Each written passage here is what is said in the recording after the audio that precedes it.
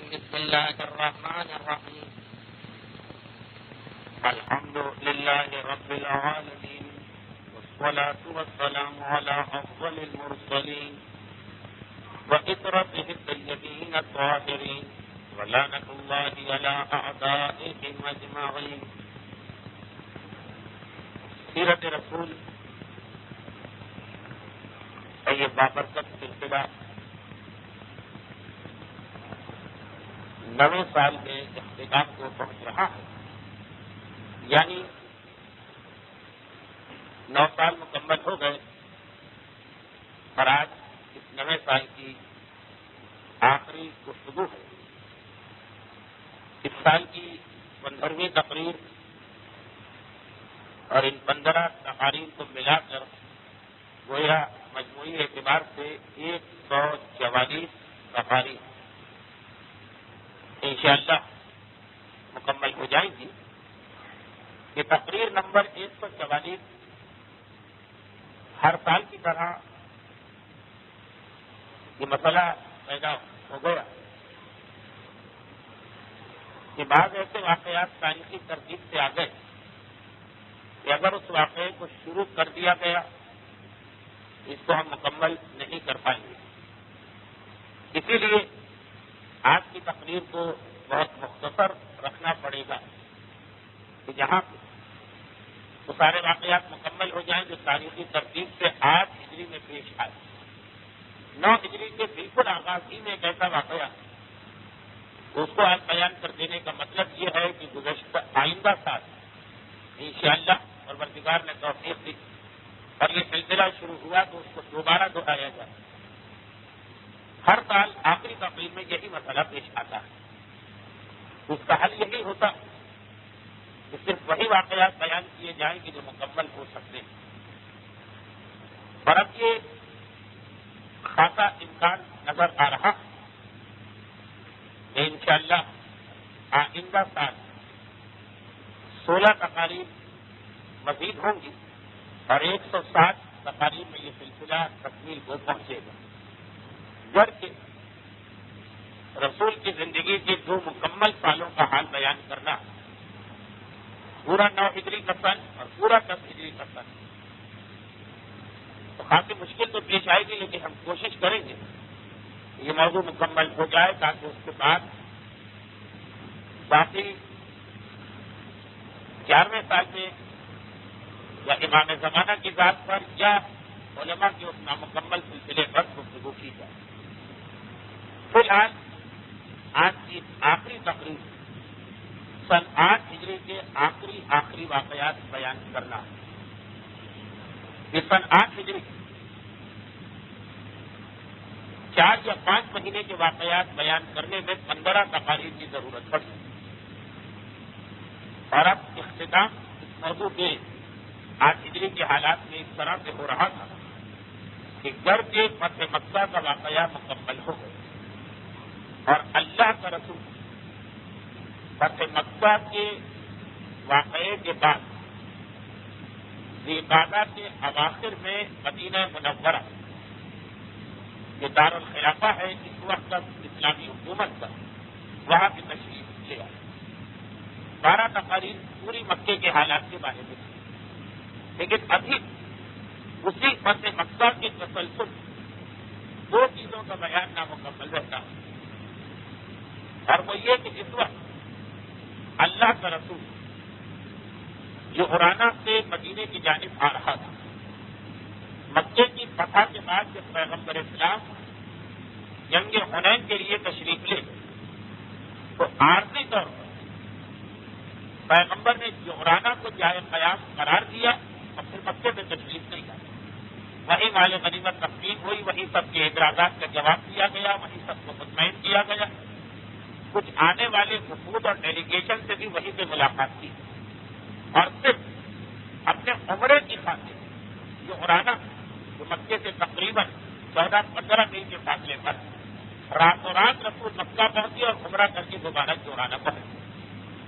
گویا ایک عارضی دارالخلافہ جعرانہ کو قرار دیا اور پھر وہاں 18 ذوالقعدہ کو جب رسول مدینہ منورہ جانے لگے تو ایک روایت کے مطابق عروہ ابن مسعود ثقفی پیغمبر کی خدمت میں تشریف لائے. یہ لفظ مناسب نہیں ہے، پیغمبر کی خدمت میں حاضر ہوئے عروہ ابن مسعود ثقفی. یہاں پر تاریخ میں اختلاف. کچھ نے کہا کہ فتح مکہ سے مدینہ جاتے وقت عروہ ابن مسعود رسول کی خدمت میں آئے، اور کچھ نے کہا کہ اگلے سال جنگ تبوک کا واقعہ آئے، اس جنگ تبوک سے مدینہ آتے وقت عروہ رسول کی خدمت میں آئے.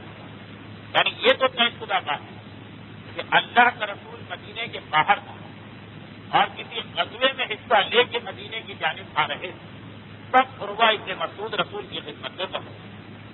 یا یہ واقعہ 8 ہجری کے آخر کا ہے، جنگ حنین اور جنگ طائف سے فارغ ہو کر مدینے جاتے وقت، یا یہ واقعہ 9 ہجری کا ہے، تبوک کے میدان سے واپس آتے وقت. تو انشاءاللہ سال آئندہ اس کی جانب اشارہ ہوگا، تفصیل آئے. اب یہ عروہ ابن مسعود کون سی ایسی شخصیت کہ جن کے خاطر سیرت رسول کا ایک حصہ وقف کیا علماء نے. پیغمبر اسلام کو اپنی زندگی میں سفر کے دوران بے شمار لوگ ملے ہوں گے. عروہ ابن مسعود کا واقعہ خصوصیت کے ساتھ کیوں لکھا جاتا ہے؟ عروہ ابن مسعود کے واقعے کا پس منظر یہ کہ گھر کے یہ نام صلح حدیبیہ کے موقع پر بھی آیا، گھر کے یہ نام غزوہ طائف کے دوران بھی انہی تقاریر میں آئے جو اب تک 144 تقاریر ہو چکی ہیں ان. مگر تفصیلی واقعہ ان کا یہ کہ اسلام کے آنے سے پہلے یہ عرب کے ان مانے ہوئے سرداروں میں تھے جنہیں قریش مکہ کی احترام دیتے تھے. ورنہ قریش مکہ اپنے آپ کو سارے عرب سے اتنا سپیریئر اور برتر قرار دیتے تھے کہ ایک طرف عرب کے لوگ غیر عرب عجمی قرار دے اور اپنے سے حقیق کرتے. پھر عربوں میں مکے کے رہنے والے غیر مکے کے رہنے والے کو کوئی حیثیت نہیں دیتی، اور پھر مکے میں قبیلہ قریش والے غیر قریش کو کوئی مقام دینے کو تیار نہ تھے. لیکن عروہ ابن مسعود اپنی وجاہت، اپنے خاندان اور اپنی سرداری کی بنا پر اتنے نمایاں کہ ان کا تعلق طائف کے علاقے سے ہے. اور طائف کا علاقہ وہ ہے کہ جہاں پر مکے کے سرداروں کے باغات، محلات، مکانات وغیرہ سے آمد رفت کا سلسلہ جاری ہے. اور طائف میں قبیلہ بنو ثقیف کی حکومت تھی جس کے یہ ایک سردار تھے. چنانچہ قبل اسلام قریش اگر کسی کو اپنے برابر بیٹھنے کی اجازت دے دے تو فقط عروہ ابن مسعود کی ساتھ ہے. اور کئی مرتبہ یہ بیان ہوا کہ قرآن کریم کی ایک آیت کفار مکہ کا جو اعتراف ہے وہ انہی کے بارے میں کہ لولا نزل هذا القرآن على رجل من القريتين عظيم. کئی دفعہ یہ آیت پر اس کا بیان ہو چکا کہ یہ جو کفار مکہ کہتے تھے کہ اگر قرآن اللہ کا کلام تو اللہ نے یہ کسی بڑے آدمی پہ کیوں نازل نہیں کیا جو ان دو شہروں سے تعلق رکھتا ہے، مکہ اور مدینہ نہیں. یہ جس زمانے کی بات ہے اس زمانے میں مدینے کی کوئی حیثیت ہی نہیں. مدینہ تو ہجرت کے بعد مدینہ النبی بنا اور دنیا کے تمام شہروں میں ایک امتیازی خصوصیت حاصل ہوئی. تو اس وقت ہجرت سے پہلے مدینے کی کوئی حیثیت نہیں. قریش کا یہ کہنا کہ ان دو شہروں کے بڑے آدمی پر اس سے مراد مکہ اور طائف. تو مکے کے بڑے آدمی سے مراد تو وہی سرداران مکہ ولید ہے، عتبہ ہے، شیبہ ہے، ابو جہل. اور طائف کے کس آدمی قریش اتنی اہمیت دینے کو تیار کہ ہاں اگر اس پر بھی قرآن نازل تو ہم اسے اللہ کا رسول مان لیں گے کیونکہ وہ اتنا بڑا آدمی ہے اور رسالت کے منصب اس کے لیے سزاوار ہے. وہ یہی عروہ ابن مسعود ثقفی. یہ عروہ ابن مسعود ثقفی اسلام لانے کے بعد، اسلام کے آنے کے بعد، یہ اسلام ابھی لائے نہیں، پیغمبر کے اعلان رسالت کے بعد غیر جانبدار رہے. اور یہاں تک غیر جانبدار رہے کہ فتح مکہ کا واقعہ پیش آ گیا. گویا اسلام کے اعلان کو 21 سال ہو چکے ہیں. نہ تو انہوں نے اسلام کے خلاف کسی جنگ میں حصہ لیا، نہ ہی یہ اسلام کی طرف آئے. غیر جانبدار آدمی کی حیثیت سے یہ واقعات کو دیکھتے رہے. لیکن خصوصیت کے ساتھ فتح مکہ سے 2 سال پہلے سن 6 ہجری میں جب صلح حدیبیہ کا واقعہ پیش آ رہا تھا اس وقت عروہ اتفاق سے مکے ہی میں اگرچہ ان کا وطن صاحب مکے میں، اور وہ مذاکرات شریک تو نہیں ہوئے مذاکرات میں، لیکن ان مذاکرات کو دیکھتے رہے جو رسول اور سرداران مکہ کے درمیان مزید 2 سال گزرے، یہاں تک کہ ان کے اپنے شہر طائف پر اسلامی لشکر نے حملہ کیا اور 4 وجوہات کی بنا پر اس حملے کو نامکمل چھوڑ کے واپس آ گئے۔ یہ تفصیل 2 تقاریر پہلے آ چکی ہے۔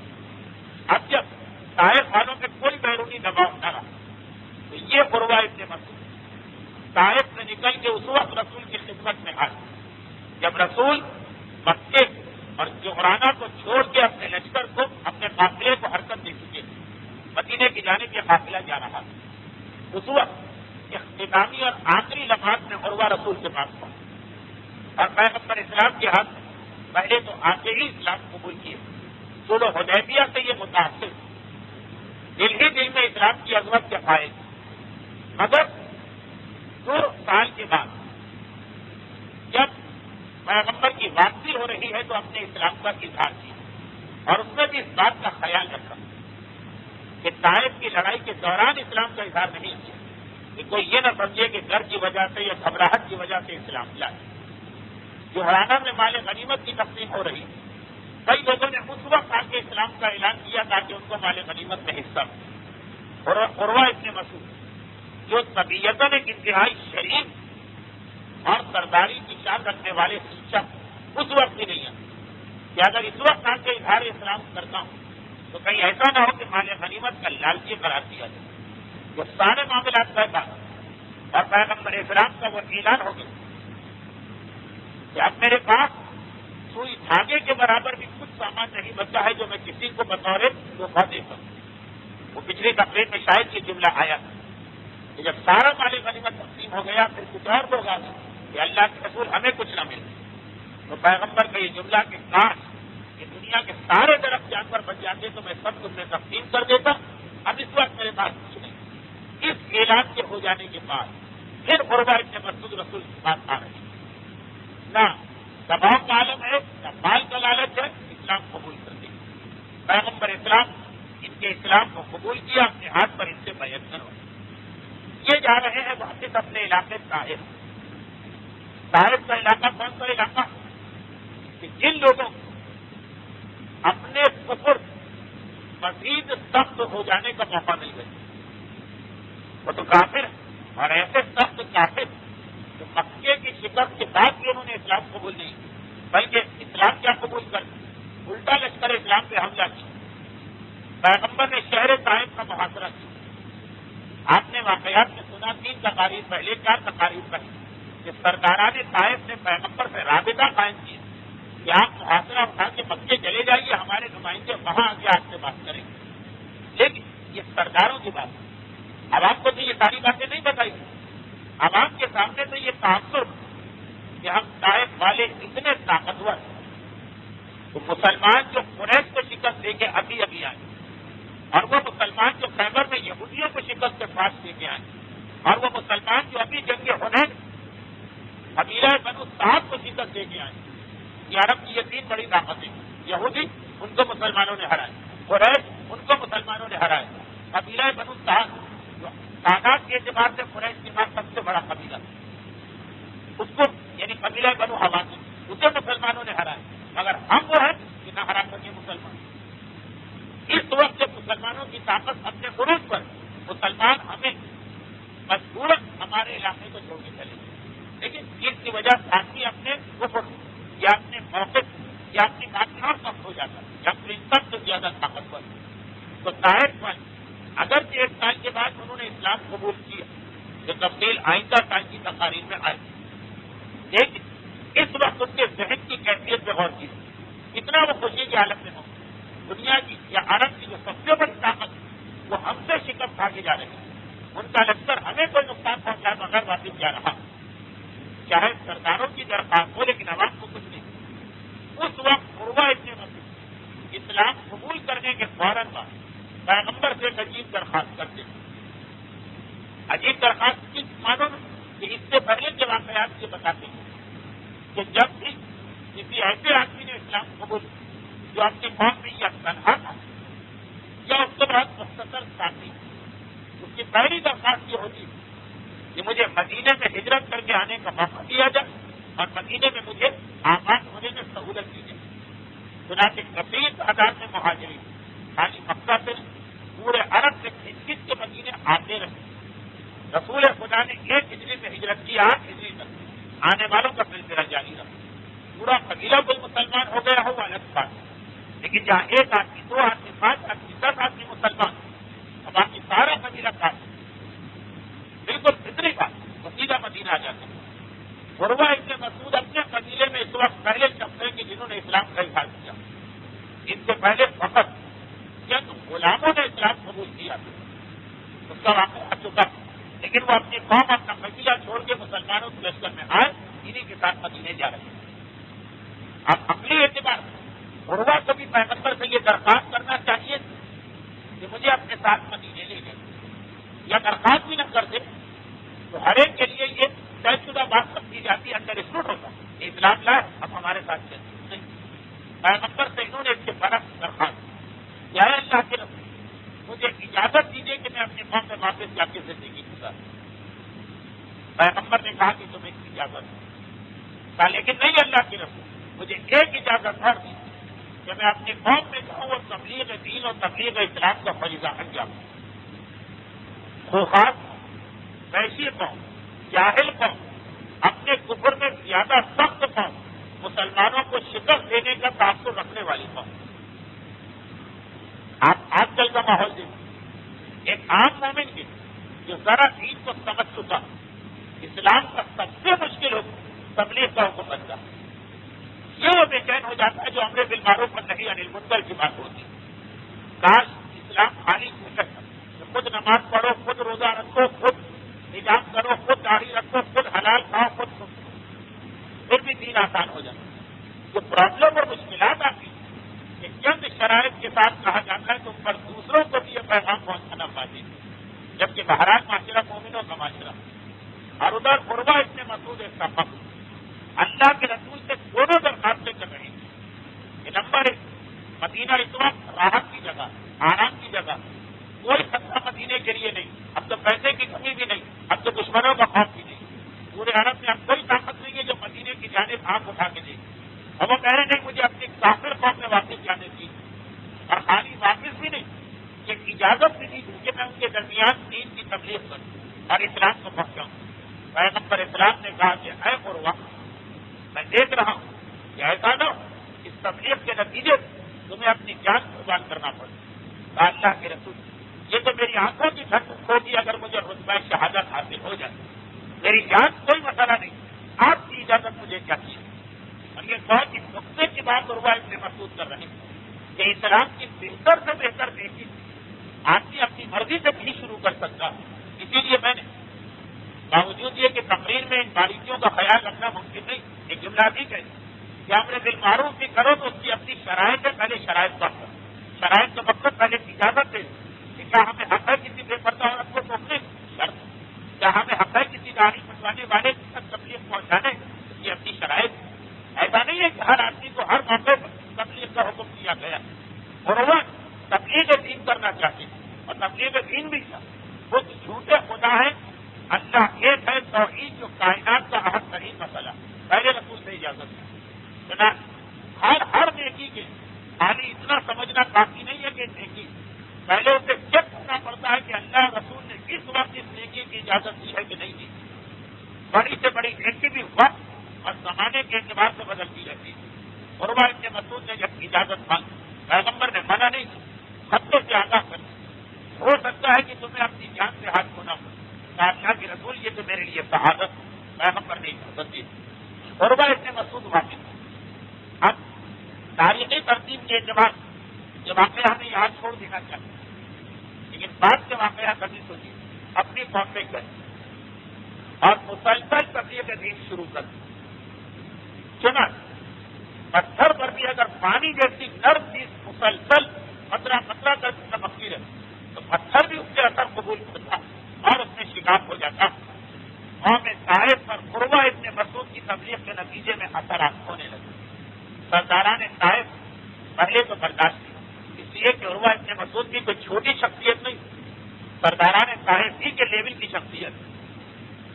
لیکن جب یہ دیکھا کہ بار بار ہمارے کہنے کے باوجود یہ اپنی تبلیغ سے بات نہیں آتی اور ہمارے نوجوانوں کو بہکائی جا رہی ہے ان کا ظلم، تو آخر ایک وقت ہوا ہے کہ 8-9 مہینے کے بعد بلکہ شاید اس سے بھی کم ان لوگوں کا صبر جواب دے گا. اور ایک عروہ ابن مسعود اپنے مقام میں نوجوانوں کو بٹھا کر شرک کی خرابی اور توحید کی اچھائیاں بیان کر رہے تھے کہ پیر و کمان سے مسلح کہ پورا سرداران صاحب کا دستہ اس کمرے میں داخل ہو اور بغیر کسی گفتگو انہوں نے اس مرد مومن کے تیروں کی بوچھار کر دی. عروہ ابن مسعود اسی مقام پہ سڑک کے شہید ہو تبلیغ دین کے دوران. البتہ شہید ہوتے ہوتے آخری جملہ جو ان کے منہ سے نکلا اور تاریخ نے ان کی زبان کے آخری جملے کو محفوظ کیا وہ یہی تھا کہ کتنی بابرکت ہے وہ موت جس کی اطلاع اللہ کا رسول مجھے پہلے سے دے گئے. پیغمبر اسلام کا وہ جملہ اس وقت بھی یاد کرتا کتنی بابرکت ہے وہ موت. یہ عروہ ابن مسعود ثقفی ان کی شہادت کے بعد اکثر ایسا ہوتا کہ ان کی زندگی میں جو تبلیغ نہ ہو سکے ان کی شہادت سے تبلیغ ہو گئی کیونکہ عام آدمی مارا جاتا تو شاید موت پہ اتنا اثر نہ ہوتا. اتنا بڑا سردار مارا گیا تو قتل کرنے والے ان کو بھی یہ اندازہ نہیں تھا کہ اس کا یہ رد عمل ہو. یعنی یہ تو نہیں ہوا کہ لوگوں نے ان کے خون کے انتقام کا نعرہ بلند کیا لیکن تجسس ہو کہ اتنا بڑا سردار دوسرے سرداروں کے ہاتھ سے کیوں مارا گیا. کیا مسئلہ تخت کا مسئلہ تھا, کوئی تاج کا مسئلہ تھا, کوئی حکومت کا مسئلہ تھا, کوئی سرداری کا مسئلہ تھا. ان کے خون ناحق خود بخود اس قوم صاحب اسلام کے پیغام کو اتنا پھیلا دیا کہ ان کی شہادت 1 مہینہ بھی نہیں گزرا. یہی سرداران صاحب نادم و پشیمان ہو کر رسول کے پاس گئے تھے اور اسلام قبول کیا تھا. یہ تفصیل انشاءاللہ آئندہ سال آئے.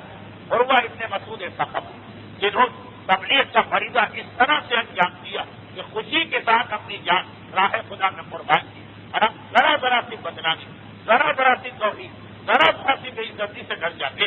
ایک بات اور گھبرا دی جائے کر کے کئی مرتبہ یہ بات آ چکی کہ یہی وہ عروہ ابن مسعود ثقفی کہ جن کے بیٹے ابو مرہ اور ابو مرہ وہ ہیں جن کی بیٹی ام لیلہ اور ام لیلہ وہ ہیں کہ جو امام مظلوم کی زوجہ اور شہزادہ علی اکبر کی مادر گرامی اور فاطمہ کبریٰ کی مادر گرامی. ام لیلہ کی دو اولادیں فاطمہ کبریٰ اور جناب علی اکبر. تو یہ عروہ ابن مسعود ثقفی دادا جناب ام لیلہ یہ خاندان انتہائی محترم خاندان مانا گیا. اسی نسبت جب حاکم شام نے ایک مرتبہ اپنے دربار میں یہ پوچھا کہ اے میرے درباریوں یہ بتاؤ کہ اس وقت ہر وزیرت کے اعتبار خلافت سب سے زیادہ حقدار کون, تو اس کے درباریوں نے اس کا نام دیا اور اس نے کہا کہ حق تو یہ کہ حسین بیٹے علی اکبر سے زیادہ خلافت کا کوئی حقدار نہیں, کیونکہ باپ کی طرف سے بھی اور ماں کی طرف سے بھی وہ تمام مناسبتوں کو اپنے اندر جمع کیے ہیں. تو ماں کی جانب سے یہی عروہ ابن مسعود ثقفی یہ واقعہ عین اس وقت پیش آیا شہادت کا نہیں, عروہ کے اسلام لانے جب اللہ کے رسول فتح مکہ اس سفر کے اختتام میں تھا, یعنی مدینے کے لیے روانہ ہونے والے تھے. اور اس کے بعد پیغمبر مدینہ منورہ پہنچتے, وہاں پہنچتے ہی پہلے تو ایک خوشخبری ہوئی جس کی تفصیل گزشتہ تقریر میں آئی مگر وہ واقعہ بھی نامکمل. اور اس خوشخبری کے ساتھ ساتھ ایک اور واقعہ بھی پیش آئی اور واقعہ یہ پیش آئی کہ فتح مکہ کے دوران اللہ کے رسول اگرچہ ایک اعلان کیا کہ فتح انتم الخلفاء لا تثریب علیکم اليوم, قیامت کے بعد تم سب چلے جاؤ, آج تم سب کو آزاد کیا گیا اور تمہارے ماضی کی وجہ سے تم سے کوئی پاسپورٹ اور سوال و جواب نہیں ہو. لیکن کچھ ایسے مرد اور کچھ ایسی عورتیں کہ جن کو واجب القتل قرار دیا گیا, ان میں سے اکثر نے معافی مانگی, کچھ قتل کیے گئے, کچھ فرار اختیار کیے کر گئے. جتنے لوگوں نے فرار اختیار کیا ان سب کے حالات بھی بیان ہو چکی بجز ایک شخصیت, کیونکہ وہ شخصیت ایسی کہ جو فرار کر کے مدینے آتی اس لیے ان کے واقعے کو چھوڑ دیا گیا.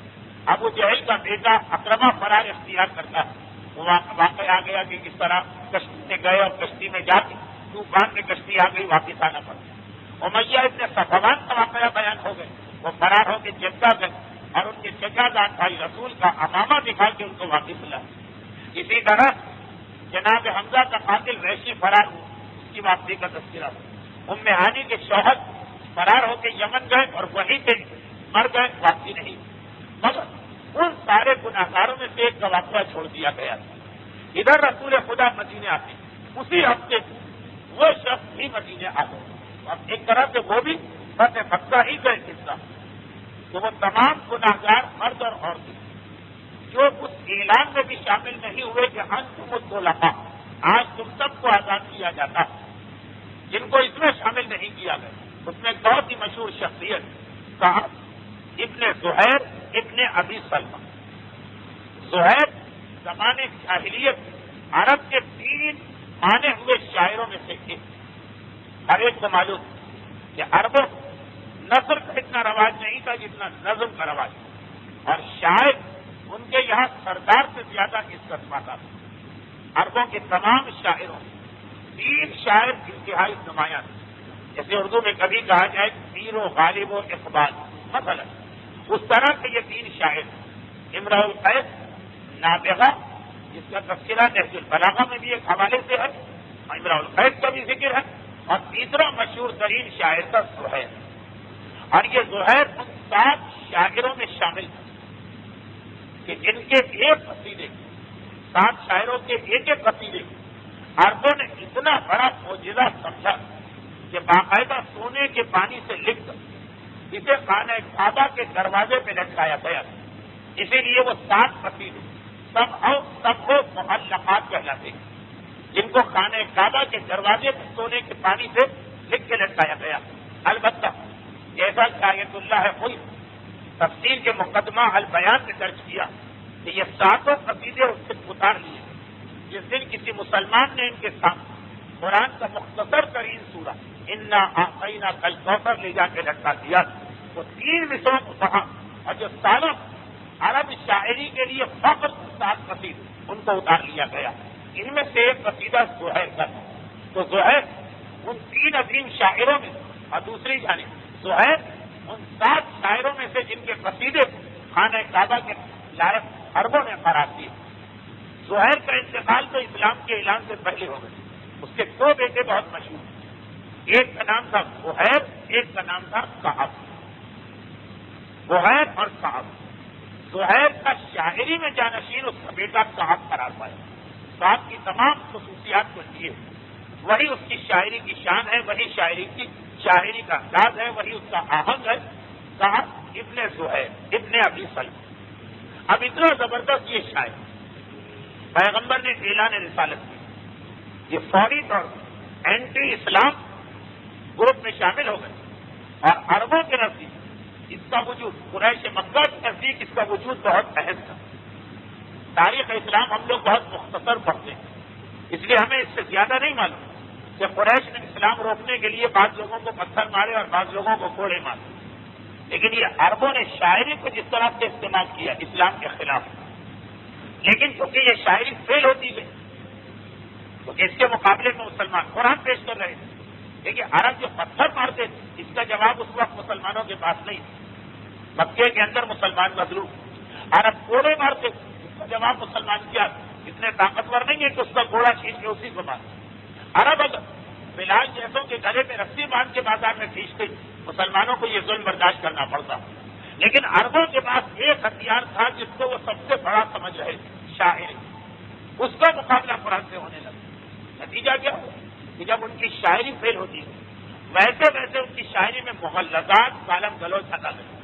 انہیں پتا کہ عام انداز کی ہم شاعری کریں, یہ بھی شاعری.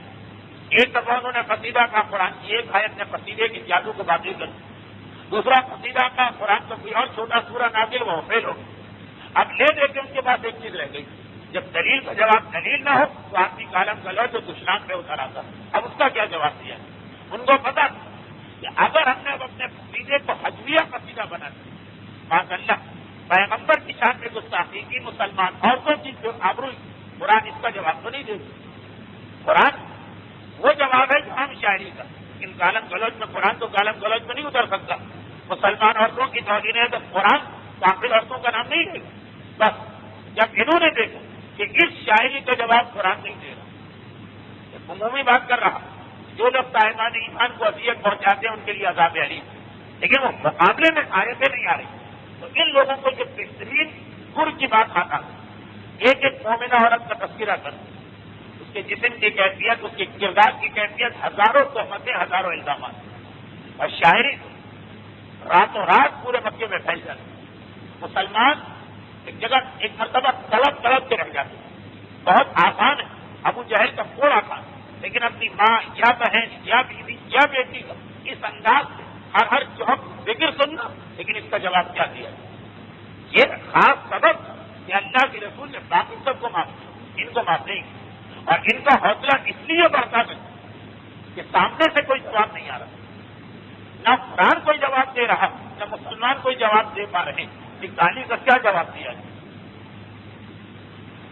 غرض کافر عورتیں قابل احترام تو نہیں، لیکن بہرحال ان پہ تہمت، ان کی بیابوئی کیسے کی جائے؟ اور یہ ہر مسلمان عورت کا نام لے رہے ہیں.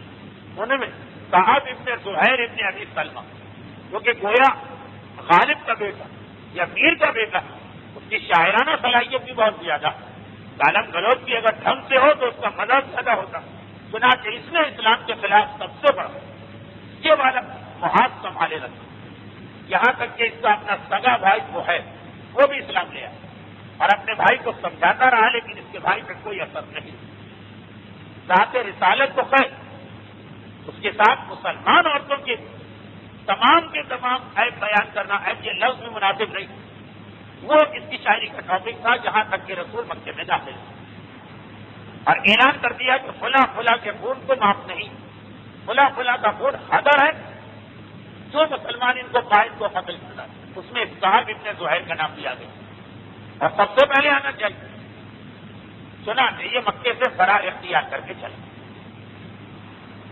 اب اس کے بھائی زہیر کو پتا ہے کہ یہ کہاں گئے، اور پھر زہیر نے یہ دیکھا کہ باقی جو آدمی یہی شاعر پیغمبر تک پہنچ گئے تو پیغمبر نے معاف تو کر دیا، مگر صاحب کے لیے معافی کا امکان نظر نہیں آ رہا، کیونکہ اس نے اس انداز مسلمان عورتوں اور رسول کی شان میں گستاخی یا خاندان رسالت کی عورتوں کا تذکرہ کی، بہت مشکل ہے کہ اس کو معاف کیا جائے. چنانچہ جب یہ قافلہ واپس مدینے کی جانب چلا فتح مکہ کے بعد، تو اس لسٹ کے تمام حاجیوں کا مسئلہ حل، فقط صاحب ابن زہیر کو لاپتہ.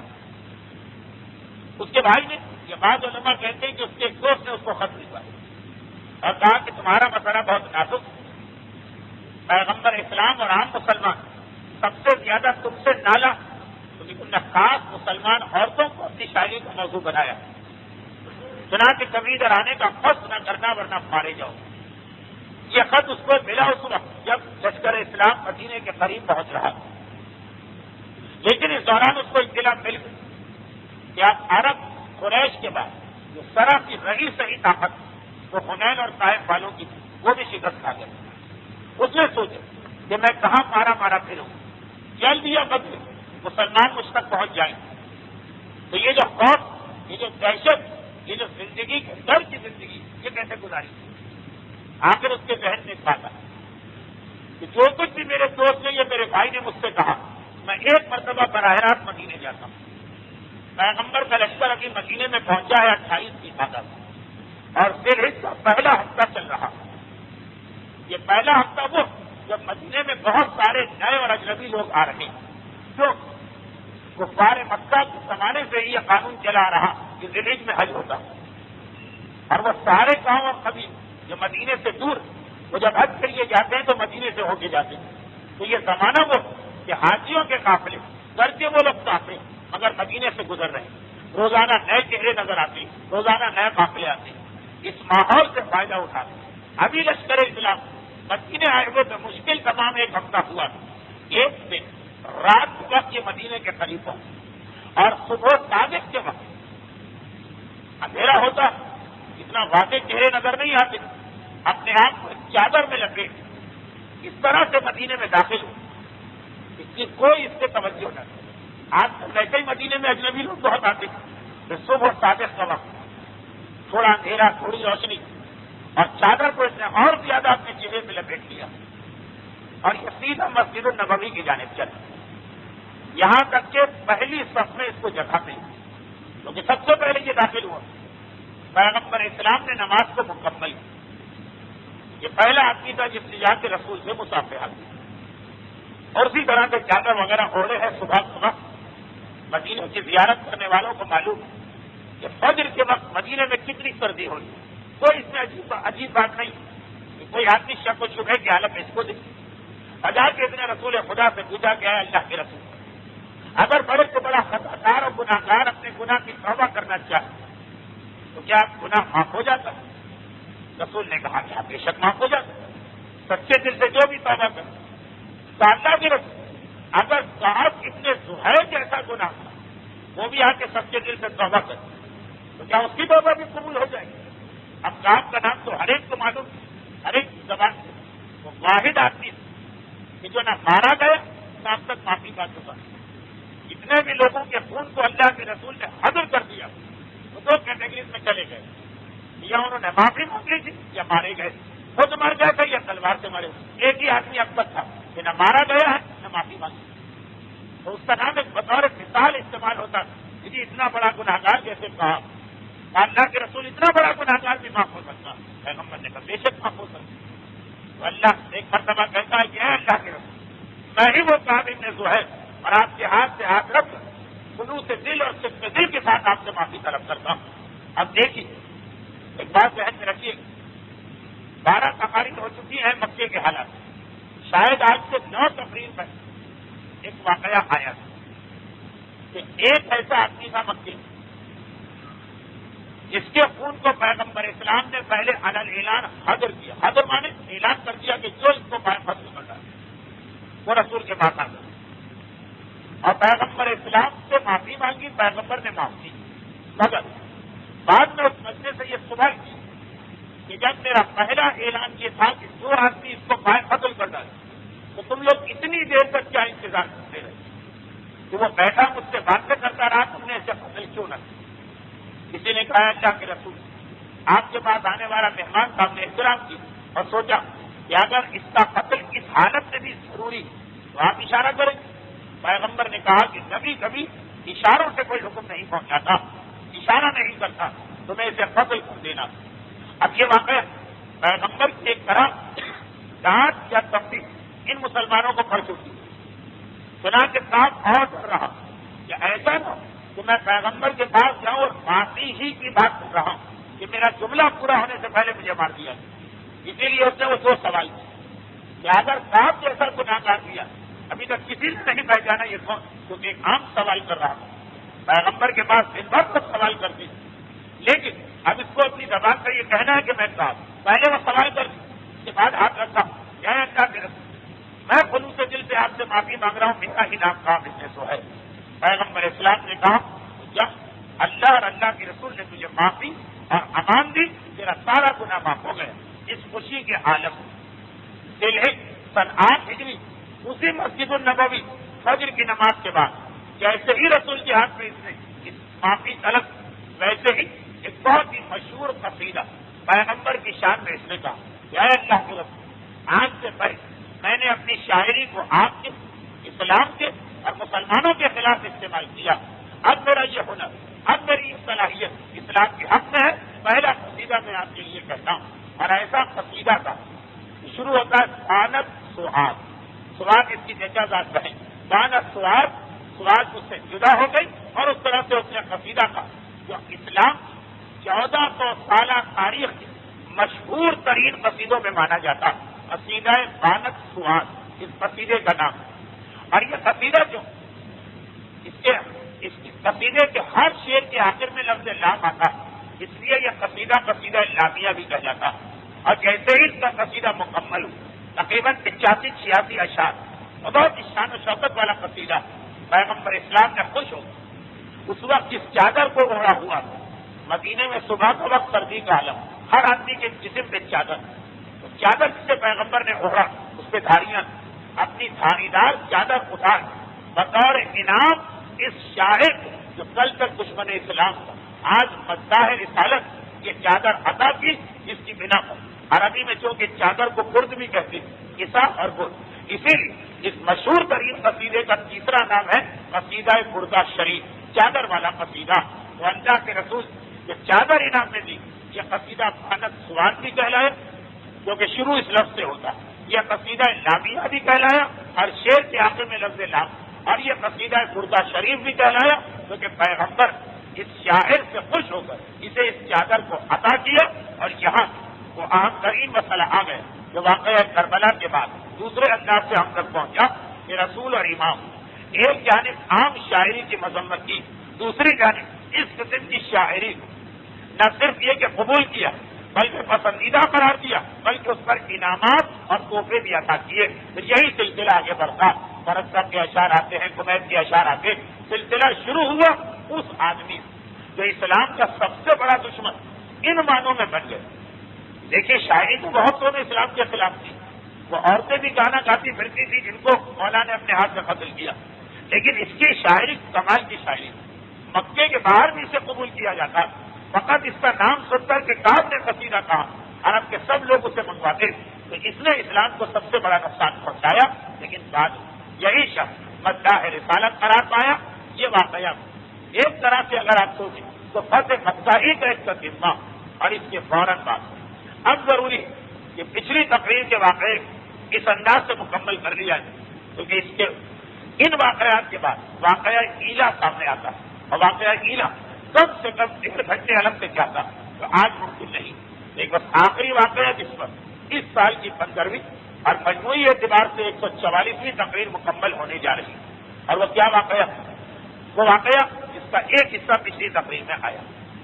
ایک بچے کا شکوہ بھی میرے پاس پہنچا، اتفاق بغیر کسی آمدی تیاری جان بوجھ کے خود ہی تقریر کا موضوع بچے کی شکایت کا جواب بھی ہو جائے گا۔ بچے کا شکوہ کہ آپ ان گھروں اتنا شوق دلائیے، غیرت دلائیے کہ یہ ہم لوگوں کے پروگرام میں آیا کرے، ہم بچوں کے جو تقریری اور کوئز مقابلے ہوتے خالی بچے ہی بچے جمع ہوتے، وہ بڑا نظر ہی نہیں آتا، ذرا حوصلہ افزائی ہو، ذرا ہمارا شوق بڑھ۔ یہ اس کی شکایت تھی۔ پچھلی دفعہ تحریری صورت میں اس نے ایک سوال بھیجا تھا، آج کی تقریر میں خود بخود یہ موضوع آ رہا، اور وہ اس طرح کہ بس اسی ایک ہفتے اللہ کا رسول مدینے آ گیا، ذی الحجہ کا پہلا ہفتہ چل رہا، اسی ایک ہفتے کے دوران پیغمبر کو ایک اور بہت بڑی خوشخبری ملی۔ ابو رافع کی کنیز اپنے شوہر کے ذریعے ایک پیغام بھیجوائی کہ رسول خدا کی ایک بھی جناب ماریہ قبطیہ، ان کو اللہ نے بیٹا عطا کیا جس کا نام رسول نے اپنے دادا ابراہیم کے نام پہ ابراہیم رکھا۔ جناب ابراہیم کی ولادت کا تذکرہ پچھلی یعنی تقریر نمبر 143 کے اواخر میں ہوا۔ اب اسی مناسبت سے ذرا پیغمبر کی اولاد اور جناب ابراہیم کے حالات پہ گفتگو ہو جائے۔ ایک جملہ میں نے گزشتہ تقریر میں یہ عرض کیا کہ جناب ابراہیم کی جو زیارت پڑھائی جاتی ہے وہ آپ دیکھیے تو اس سے اندازہ ہو جائے گا کہ شخصیت کتنی عظیم شخصیت۔ جناب ابراہیم کی والدہ جناب ماریہ قبطیہ، جن کے بارے میں 2 اختلاف۔ پہلا اختلاف یہ کہ ماریہ قبطیہ مدینے کیسے آئی۔ یہ تو طے شدہ بات کہ ماریہ قبطیہ ان بادشاہوں میں سے کسی ایک پیغمبر کے لیے بطور تحفہ اور ہدیہ بھجوائی جن بادشاہوں کو رسول سن 7 ہجری اسلام کی دعوت دی۔ خیبر کی لڑائی کے بعد سن 7 ہجری پیغمبر اسلام کے مختلف قاصد روم، ایران، مصر، یمن، بحرین اور حبشہ کی جانب گئے، حکمرانوں کے نام اسلام کا پیغام دیے اور ہر ایک کو الگ انداز کا جواب دیا۔ کسی کو قتل کیا گیا، کسی کو عزت دی گئی، کسی سے اسلام قبول کرنے کی بات ہو گئی۔ اب ان میں ایک بادشاہ پیغمبر کے لیے تحفے بھجوائے جن میں کنیز ماریہ بھی شامل ہے۔ بعض علماء نے کہا ہے کہ یہ تحفہ حبشہ کے بادشاہ نجاشی نے بھجوایا، اور بعض نے کہا ہے کہ مصر کے بادشاہ مقوقہ سے۔ البتہ ہم اس کو تفصیلی گفتگو کر چکے ہیں کہ صحیح قول یہ ہے کہ یہ مصر کے بادشاہ نے جناب ماریہ کو بھجوایا۔ دوسرا اختلاف ان کی ذات کے حوالے سے یہ کہ کیا جناب ماریہ آخری دم تک رسول کی کنیز رہی یا شروع میں کنیز، بعد میں رسول نے ان سے نکاح کر دیا۔ زیادہ صحیح قول یہ ہے کہ رسول نے ان سے نکاح کر لیا۔ اس کی تفصیل پچھلے سال ایک تقریر آئی تھی رسول کی بیویوں کے حالات میں، وہاں گزر چکی ہے۔ اب آمدہ پر سر مطلب سن 8 ہجری ذی الحجہ جناب ماریہ قبطیہ کے بطن سے رسول ایک طویل عرصے کے بعد کی اولاد تھے. یا تو سب سے پہلی بھی جناب خدیجہ طاہرہ صاحبہ اولاد تھی اور یا جناب ماریہ قبطیہ. اور ماریہ قبطیہ کے یہاں بیٹا پیدا ہونے سے اب ایک سوال یہ آیا کہ رسول کی کتنی اولادیں ہیں. رسول کی بیٹیوں کا مسئلہ تو ہر ایک کو پتا کہ ہمارا عقیدہ کیا اور بعض اور مسلمانوں کا عقیدہ کیا.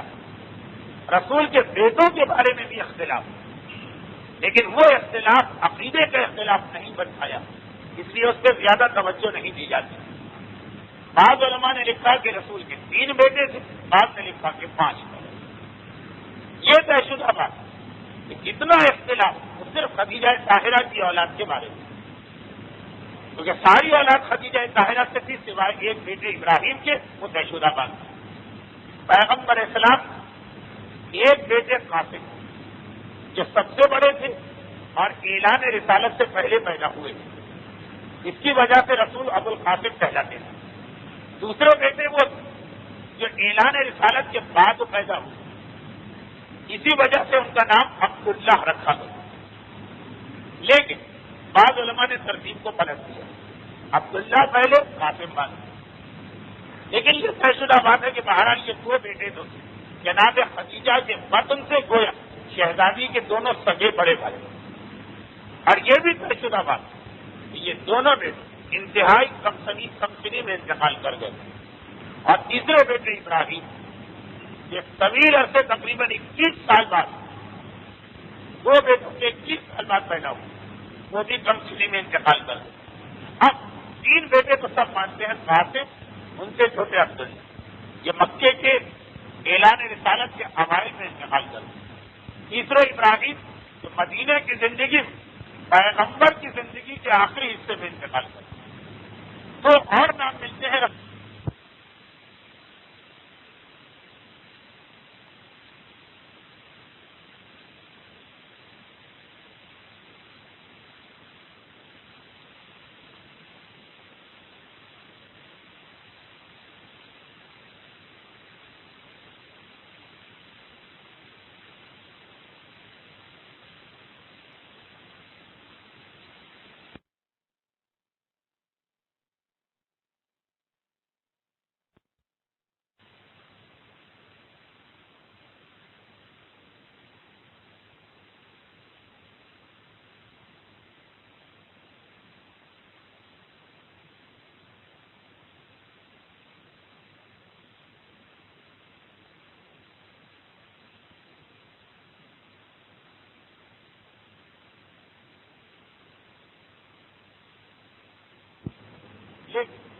تحقیق شدہ قول یہ کہ طیب اور طاہر یہ دونوں حضرت عبداللہ کے لقب، یعنی وہ شخصیت نام عبداللہ تھا، لقب طیب و طاہر. تو بیٹے صرف 3 ہوئے، قاسم، عبداللہ اور ابراہیم. اور عبداللہ ہی کے 2 اور نام رکھے گئے، ایک طیب ایک طاہر. اب یہ جناب ابراہیم جو رسول خدا کی زندگی کے اواخر میں پیدا ہوئے، یعنی جب رسول خدا فتح مکہ کے لیے جا رہے تھے اس وقت جناب ماریہ قبطیہ 7 مہینے کے حمل سے حاملہ تھی مدینے میں. رسول کے آنے کے بعد ابراہیم کی ولادت رسول نے باقاعدہ اس کا جشن منایا، خوشی منائی، اور جو 3 مستحبات 7 دن کے بارے میں تینوں پہ عمل کیا. عقیقہ ویسے ہی مستحب، لیکن اس مستحب میں اور مستحب ہو جائے اگر 7ویں دن کیا جائے. ویسے حقیقت جب بھی ہو وہ مستحب، لیکن میرا 7 دن آ گیا ثواب پڑ گیا. بالوں کو فونڈ کر چاندی کے برابر وزن کرنا اور جتنی چاندی نکلے وہ صدقہ کر دینا، یہ بھی 7ویں دن مستحب. رسول جناب ابراہیم بالوں کو منڈوا وزن کرایا کہ کتنی چاندی بنتی اور وہ اسی حالت میں صدقہ کیا. یہ یاد رکھیں، زمانہ، تہذیب، سویلائزیشن اور کلچر کے بدلنے سے بہت سی چیزوں کو لوگ بدلنا چاہتے ہیں، لیکن اسلام کے بعد ایسے احکامات ہیں جس میں تبدیلی نہیں آئی. مثلا راوی نے جا کے 6 امام سے پوچھا تھا کہ مولا میں جس علاقے میں رہتا ہوں وہاں پہ گوسفند یا بکرا ملنا بہت مشکل ہے، چنانچہ میں اپنے بیٹے کا عقیقہ کرنا چاہتا ہوں، کیا میں بکرے کی قیمت کے برابر پیسے راہ خدا میں صدقہ کر؟ تو صدقے کا فائدہ وہی عقیقے کا، صدقہ بھی بلاؤں سے بچاتا ہے، عقیقے کے بارے میں بھی یہی ہے کہ اس سے بلائیں بچتی ہیں۔ خاتون نے کہا کہ ہرگز ان اللہ یحب اطعام الطعام و اراقۃ الذمہ، یاد رکھ عقیدے میں اللہ پسند کرتا، ان اللہ یحب پسند کرتا اطعام الطعام جو کھانا، ایسا نہیں کھانا، وہ اراقۃ الذمہ اور خون بہایا جائے، بکرے کا خون بہے، اللہ اس کو پسند کرتا۔ یہاں پہ پیسے دے دینا کام نہیں آئے، انتظار کرو، چاہے ایک طویل عرصے کے بعد ہی صحیح، اگر عقیقہ ہے تو صدقہ دے۔ اس سے ایک دوسرا مسئلہ بھی حل ہوگا کہ بعض لوگ جو عقیقے کو صدقہ سمجھ کر اس سے گریز کرتے، یہ صدقہ نہیں، یہ بالکل الگ عبادت ہے اور صدقہ ایک الگ چیز۔ اسی طرح بالوں کے وزن کے برابر چاندی، اگر ہم چاندی کے بدلے میں اتنے ہی پیسے دیں، پیسے دینے میں کبھی گناہ نہیں، اتنا پیسہ جائے گی، لیکن وہ جو مستحب ہے وہ چاندی دینے سے ہی ادا ہو، وہ پیسے دینے سے ادا نہیں ہو۔ اس طرح رمضان کا مہینہ بہت قریب آ رہا ہے، رمضان کے جو فدیے اور کفارے، غریب کو کھانا کھلانا، ہر ایک کو یہ مسئلہ معلوم ہو چکا ہے اب کہ فدیے اور کھانے کھلانے، کھانا ہی غریب کو دینا پڑے گا، پیسے دینے سے کام نہیں چلے گا۔ یہاں تک کہ اگر پیسے دیں تو اسی شرط ہو کہ آپ کو یقین کامل کہ یہ غریب اس پیسے سے جنس خریدے گا اور استعمال میں لائے گا، اور اگر بعد میں گڑبڑ نکلا تو آپ ذمہ دار، آپ کو دوبارہ وہ فدیہ یا کفارہ دینا۔ یہ بعض ایسے مقامات جہاں پر ہمارا یہ اندازہ نہیں چلتا کہ بکرا نہ دیا اس کے پیسے دے دیں، جب وہ بعض لوگ یہاں پہ ایک اور بات بھی کہہ سکتے ہوا انفول الفقراء، یہ بھی کہہ سکتے کہ بھائی جو ہم دے رہے ہیں فقیر کے لیے بھی اس سے زیادہ فائدہ، بکرے کے گوشت سے زیادہ فائدہ کیسے دے دو، اس کا کوئی اہم کام پورا ہو جائے گا۔ کھانا دینے سے بہتر یہ ہے کہ اس کو پیسے دے، لیکن نہیں، یہاں مسئلہ فقیر کو فائدہ پہنچانے کا نہیں، یہاں مسئلہ اپنی ذمہ داری پوری کرنے کا۔ تو یہ دو، اور تیسرا مستحب، 7ویں دن بچے کے کان میں سوراخ کرو۔ یہ 3 مستحبات رسول نے حضرت ابراہیم کے بارے میں ادا کی، لیکن حضرت ابراہیم اہل سنت علماء کے نزدیک 6 مہینے اور ہمارے علماء کے نزدیک 14 یا 18 مہینے کے بعد انتقال کریں، بہت ہی کم دنی اور بہت ہی کم ہوگی، لیکن ان کی مادر گرامی کا مقام اور درجہ اتنا بلند کہ امام نے اپنے ایک صحابی سے جب سنا کہ وہ کہہ رہا ہے کہ اس سال میں مدینہ جانا چاہتا ہوں، تو امام نے کہا دیکھو اگر مدینہ جا رہے تو پیغمبر کی بیوی ماریا کے گھر کی زیارت کو ترک نہ کرو، وہ بہت ہی اہم جگہ ہے اور وہاں ہمارے جب رسول خدا قیام کر کے نماز پڑھتے ہیں۔ خصوصی خواہش کہ اگر مدینہ جا رہے تو ماریا قبطیہ ام ابراہیم، مادر ابراہیم، ان کے گھر کی زیارت کو نہ چھوڑ۔ اس گھر کے حوالے سے بھی کچھ باتیں اس سے پہلے آ چکی، لیکن آج اس کی تفصیل میں جانے کا وقت نہیں، میری توقع کے خلاف تقریب ذرا طولانی ہوتی جا رہی، اسے اختصار کر پہنچانا۔ تو جناب ام ابراہیم جو جناب ماریا قبطیہ کی کلیت، امام نے ان کا اتنا بلند درجہ بتایا، اور اس کے بعد جناب ابراہیم کے حالات کی اتنا حد 14 مہینے یا زیادہ صحیح روایت ہے 18 مہینے، 1 سال اور 6 مہینے، 1.5 سال کی عمر کی جب ان کا انتقال ہے، اور انتقال کے حوالے سے بھی وہی روایت آتی ہے جو گزشتہ تقریر میں آپ نے مسائل میں سنی۔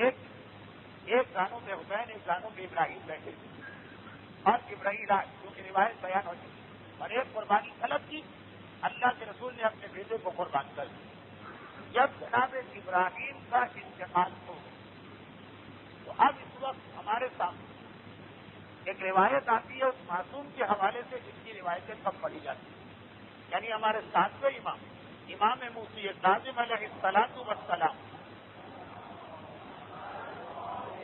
ارشاد فرماتے ہیں کہ ابراہیم کے انتقال کے بعد ہمارے جد رسول خدا کے حوالے سے 3 نئے احکام مسلمانوں نے پہنچے، اور اس کے بعد ایک دوسری روایت جسے علامہ مجلسی نے بہار میں نقل کیا، اس میں 3 اور باتیں بتائی گئی تو کل ابراہیم کی وفات کے حوالے سے 6 نئی باتیں مسلمانوں کے سامنے آئی. آج ہمارے لیے یہ باتیں نئی نہیں جو کہ ہم سالوں سے سنتے آ رہے ہیں, لیکن اس وقت کے لوگوں کے لیے یہ باتیں بالکل نئی ہیں. اور یہ 6 سنت فقہی مسئلے ہیں, عام باتیں نہیں, 6 سنت فقہی مسئلے ہیں. اور وہ اس طرح کہ جس دن جناب ابراہیم کا انتقال ہوا اس دن سورج کو کہل لگے. پیغمبر اسلام ویسے ہی جناب ابراہیم کا غم کر رہے تھے, اس کی تفصیل آخر میں آئی. کہل لگ گئے. مسلمانوں نے رسول کا رونا دیکھا اور اندازہ کیا کہ جناب ابراہیم اب تک تو ان کو بچہ سمجھا جا رہا, ان کا مقام کتنا بلند. اللہ کا رسول اس طرح رو رہا, سب کے ذہن میں خیال آئے, کیونکہ یہ خیال عربوں اپنے زمانے کفر سے لیا کہ آج بہت سارے ایسے حضرات جن کے دادا یا پردادا ہندو سے مسلمان ہوئے یا اسماعیلی سے اثناعشری ہوئے, لیکن اب تک وہ پرانے خیال کے ساتھ چلے آ رہے ہیں. وہی پرانے زمانے کے خیال جو ہندو زمانے میں یا اسماعیلی کلچر میں یہ چیزیں آسانی سے پیچھا نہیں چھوڑتی. اب مجھے نہیں پتا, لیکن جب پہلی مرتبہ میں آپ حضرات کے اس مجمع میں داخل ہوا, آج 18 سال ہو چکے اس واقعے کو یا اس حادثے کو یا سانحے کو, تو اس وقت مجھے معلوم کہ آپ حضرات کے یہاں کلچر کے اعتبار سے ناریل کی بڑی اہمیت, اس کا اسلام سے دور دور کوئی تعلق نہیں, لیکن وہ ہندو مذہب کے اندر ناریل کی اپنی خصوصی اہمیت. شادی وادی میں کچھ ناریل بھی کھولے جاتے تھے, اس وقت کی باتیں تھی, اب تو مجھے نہیں پتا کہ کیا ہو رہا. اسی طرح اور بہت ساری چیزیں. آپ حضرات کی بات کیوں کی جائے, عمومی بات کر دی. بیوہ عورت کو برا یا منحوس سمجھ, اسلام سے اس کا دور دور کوئی تعلق نہیں. اس مسئلے کا کوئی پتہ ہی نہیں ہے تاریخ اسلام, لیکن یہ وہ ہندو مذہب والا تصور, باوجود یہ کہ تیسری پشت چوتھی پشت چل رہی اسلام, وہ تصورات اب تک ساتھ میں چلے آ رہے ہیں. اور اسی طرح اور اتنی ساری دلچسپ باتیں کہ اگر میں وہاں چلا گیا تو یہ آج کا موضوع نامکمل رہ جائے. خیر, اللہ نے زندگی اور توفیق دی تو ان موضوعات میں تو گفتگو ہوتی رہے. سیرت رسول ہمارا اصل موضوع. سورج کو کہنے لگا, اور یہ پہلے سے تصور نہ صرف یہ کہ اربوں بلکہ ہر برس قوم میں آ رہا کہ سورج جو ہے وہ بڑے لوگوں کا غم کرتا ہے. جیسے ہی اللہ کے رسول کو پتہ چلا کہ مسلمان یہ بات کہہ رہے ہیں, پیغمبر اس غم کے عالم مسجد النبوی کے ممبر میں اور کہا, سنو ان الشمس والقمر آیتان من آیات اللہ یجریان بامرہ مطیعان لہ لا ینقصفان لموت احد اور لحیات. سورج اور چاند آیتان من آیات اللہ, اللہ کی نشانیوں میں سے 2 نشانیاں. یجریان بامرہ, یہ صرف اللہ کے حکم سے چلتے ہیں. وہ مطیعان لہ, اور صرف یہ اللہ کی اطاعت کرتے ہیں. لا ینقصفان لموت احد اور لحیات, نہ یہ کسی کی زندگی میں گرہن میں جاتے ہیں نہ کسی کی موت میں گرہن میں جاتے ہیں. تو نہ بجائے سورج کے بارے میں سوچنے اللہ کے بارے میں سوچو اور جا کے نماز آیات پڑھو. اسلام پہلی نماز آیات اس تصور کو باطل کرنے کے, سورج کی اپنی کوئی حیثیت نہیں, سورج کا چلانے والا وہ ہے, اس کے آگے ہم اپنی پیشانی کو جھکا رہے. ایک حکم کیا ہے. اس کے بعد پیغمبر گھر میں مولا کو حکم دیا کہ 3 باتیں ساتھ میں امام کی حدیث میں حکم دیا کہ ابراہیم کے تجہیز اور تکوین کے سارے مراحل تم طے کرو. میرے مولا نے 1.5 مہینے کے بچے کو لیا, غسل دیا, کفن پہنایا, اور پھر جنازہ تیار کر کے باہر چلے. غسل و کفن 4 مہینے کے صرف شدہ بچے کا بھی واجب, جو 1.5 سال کے ابراہیم, غسل و کفن دیا, جنازہ اٹھائے اور حجرہ رسول سے باہر نکلے. رسول خدا بھی جنازے کے ساتھ اور سارا مدینہ بھی آگے. چلتے چلتے بقیع کا قبرستان آئے.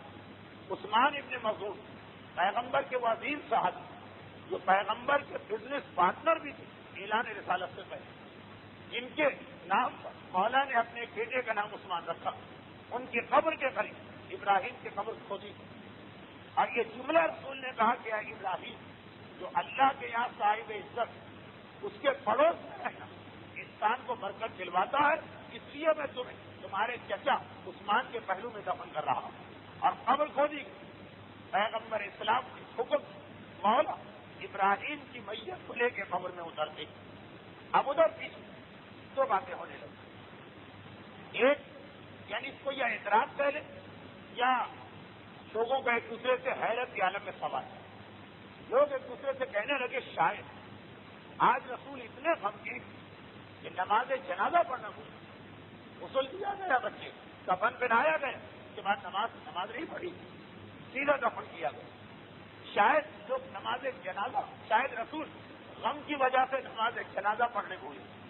ایسے ہی رسول نے یہ جملہ سنا. ایک مرتبہ موڑ کے دیکھ اور کہا سنو اللہ ہر مومن نماز پنجگانہ واجب کی اور نماز جنازہ ہر ایک نماز کے بدلے ایک تکبیر رکھی. 5 نمازیں دن میں ہم کو پڑھنا فجر ظہر عصر مغربی شب. نماز میت کی ہم 5 تکبیروں سے پڑھتے ہیں. پیغمبر کا یہ خطبہ ہے ابراہیم کے انتقال کے موقع کہ اللہ نے ہر مومن پر نماز پنجگانہ واجب کی اور اس کی میت پر ہر نماز کے بدلے میں ایک تکبیر رکھا. اور پھر اللہ نے مجھے حکم دیا کہ اس کے جنازے کی نماز نہ پڑھی جائے جو خود نماز نہیں پڑھتا. اب دیکھیے یہ جملہ ہے کہ لوگوں کو دھوکے میں ڈال سکتا. یہی تو مجتہد کی ضرورت ہے, یہی تو اجتہاد کی ضرورت ہے کہ اللہ نماز پنجگانہ واجب کی اور جو نماز پنجگانہ نہیں پڑھ سکتا یا نہیں پڑھتا ایک تو اس جملے میں اختلاف نہیں پڑھ سکتا اس کے اوپر سے نماز میت کو معاف کر دیا. اب آئیے اس حدیث کا کیا مطلب نکلا اس کو سمجھا دیں. ہماری فقہ کے اعتبار سے بالغ آدمی پہ نماز واجب اور 6 سال کا بچہ ہو جائے تو اس کو نماز پڑھوانا سنت. 6 سال سے کم کا بچہ ہو تو نماز سنت بھی نہیں. عادت تربیت مشق کی آپ اس کو نماز پڑھوانا لیکن سنت نہیں. سنت ہوتی ہے نماز جب بچہ 6 سال کا ہو. دوسری حدیث آپ کے 7 سال کا ہو آپ مار کے نماز پڑھو. 6 سال سے اس کو نماز کا شوق دلو. اور دوسری جانب مسئلہ یہ کہ نماز جنازہ 6 سال سے بڑے بچے پہ پڑھی جاتی ہے اس سے چھوٹے بچے پہ نہیں. یہ حدیث رسول کا مقصد ہے کہ جو نماز پنجگانہ پڑھتا یعنی جس پہ یہ واجب ہے یا سنت نماز میت اس پہ پڑھی جائے. جس پہ نماز یومیہ نہ واجب ہے نہ سنت اللہ نے اس پر سے نماز جنازہ بھی ثابت کر دی. یہی فقہی مسئلہ ہے, یہی نماز جنازہ کا مسئلہ ہے. جناب ابراہیم کی دفن سے کچھ پہلے یہ مسئلہ ہمارے سامنے آیا. اب جو قیامت تک کا مسئلہ کہ 6 سال سے چھوٹے بچے نماز جنازہ ثابت کیونکہ اس کے لیے نماز یومیہ بھی ثابت حتیٰ مستحب بھی نہیں. تیسری بات جب اس جواب کا پیغمبر نے اس سوال کا جواب پیغمبر نے دے دیا تو اب مولا سے کہا کہ قبر میں ابراہیم کو بٹھا کیا گیا. مولا قبر میں اتر لوگ ایک دوسرے سے کہنے لگے کہ اچھا آج پتا چلا کہ باپ کے لیے اپنے بیٹے کو قبر میں اتارنا حرام ہے. پیغمبر نے مڑ کے دیکھا. لوگوں نے کہا اس لیے کہ رسول خود قبر میں نہیں اترے. رسول نے مڑ کے مجمع کو دیکھا اور کہا کہ نہیں باپ کے لیے بیٹے کی میت کو قبر میں اتارنا حرام نہیں لیکن کراہیت. یہی آج کا مسئلہ ہے. یہ جو فقہی مسئلہ ہے اسی واقعے سے بنا. آج بھی دیکھیے تمام مجتہدین کہتے ہیں کہ باپ کے لیے اپنے بیٹے کی میت کو قبر میں اتارنا مکروہ بلکہ رشتے داروں کے لیے بھی مکروہ. اور وجہ وہی بتاتے جو اس حدیث میں رسول نے آگے بتائی. ابھی حدیث پوری نہیں ہوئی. کہا کہ نہیں یہ حرام نہیں لیکن میں کراہیت اختیار کرتا ہوں کہ تم میں سے کچھ اپنے بیٹے کی میت کو قبر میں اتارو. کیوں ہو سکتا ہے کہ جب تم اس کا کفن کھولو اور اس سے تمہاری نگاہ پڑے تو اس طرح سے جزا فضا اور فریاد شروع کر دو کہ شیطان تمہاری زبان پہ نامناسب جملے لے کے آئے اور جتنا تم نے اجر کمایا بیٹے کی موت پہ صبر کر کے تو سارا اجر اپنے ہاتھ میں کھول. میں اس لیے اس کو ناپسند کرتا ہوں کہ ہو سکتا کہ باپ بیٹے کی میت کو دیکھ شیطان کے قابو میں چلا جائے. اور جو صبر بہت ہی اہم مسئلہ ہے. اور اللہ داؤد عز وجل اللہ نے داؤد سے وحی نازل اور کہا کہ جب میں کسی بندے کا امتحان لینا چاہتا ہوں اسے مصیبت میں ڈالتا ہوں اور اس مصیبت کو کوئی چیز نہیں روک سکتی. میں نے امتحان لیا کوئی چیز نہیں روک سکتی لیکن اب اس کے بعد بعض بند اس مصیبت میں صبر کرتے تو ان کو مصیبت تو ملی مگر صبر کا ثواب بھی ملی.